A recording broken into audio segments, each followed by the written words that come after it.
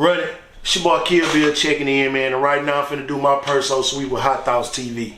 Run it. About to smoke a Perso Sweet with HighThoughtsTV. Y'all know what the fuck we doing, man. It's HighThoughtsTV. Niggas hot in the bitch, man. I'm smoking a Perso Sweet with HighThoughtsTV. So, Boss Hogg Outlaws, let's talk like the process going into it when you first found out, that it was being put together and they wanted to have you. So basically, like I said, I was with Mob Style at the time, and Chris Ward, shout out to my nigga Wody, that's who really much put the play down because he was already fucking with Slim at the time, and being that he was screwed up click as well, he pretty much was at this point in time. This one, the North and the South, wasn't really even fucking with each other, like talking about when we started bridging this gap.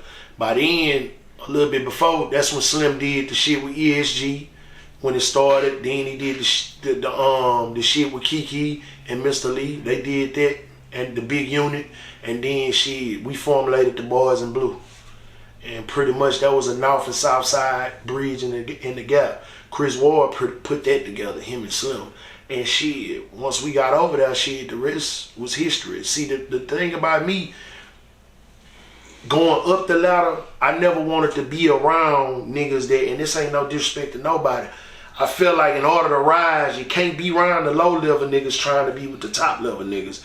You gotta hold yourself to the same standard as a top level nigga, even if you a low level nigga. I wanted to be around the big dogs at all times. I wanted to rap alongside the big dogs, not behind the nigga, but on side. So that was my thing. I'm gonna seize the moment and the opportunity that they gave me, and I'm gonna come in this bitch swinging. And I ain't gonna come around just to be around.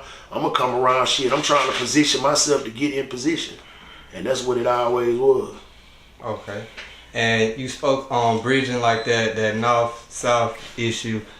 Looking at the city today, would you feel like it's better or worse off since then as far as the I can't say that it's worse off, but what I can say, hustle's changed. The way we musically hustled, it was way different. We was fucking rich off mixtapes. We ain't need no fucking deal. We wasn't even thinking about deals at that time. Deals started thinking about us. We financially was out the trunk with everything, doing shit that niggas doing now. We was doing that shit 20 years ago. The shit niggas doing now, and this more rap cap now than it ever been, because back then you actually, the shit you saying you got, you actually had to have that shit. Wasn't no rap capping. Wasn't no, I'm gonna get on Instagram and I know I might not see a nigga in Washington, or I might not see this nigga, but you can physically see what niggas was doing. You know what I mean? The money and the finances and the way we sold shit out the trunk, wasn't no streaming. That's pretty much, that's getting fucked. You naturally getting fucked with that shit because you can physically touch the money that we was touching.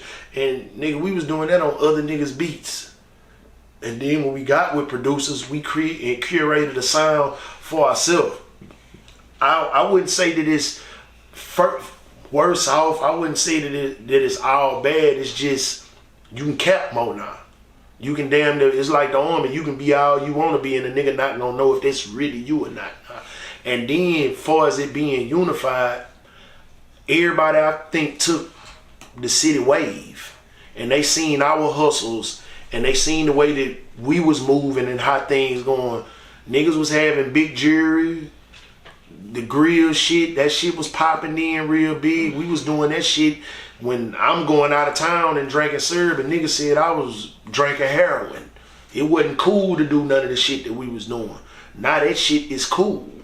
You know what I mean? A lot of shit is cool. But far as the city goes, it's a bunch of niggas that's doing their motherfucking thing right now. I gotta take my hat off to Sauce them, because that, I would say Sauce them is damn near what Boss Hogg was looking like. Because it wasn't nothing but niggas hustling. Niggas was street niggas. Yeah, it was just street niggas getting their money on from both sides.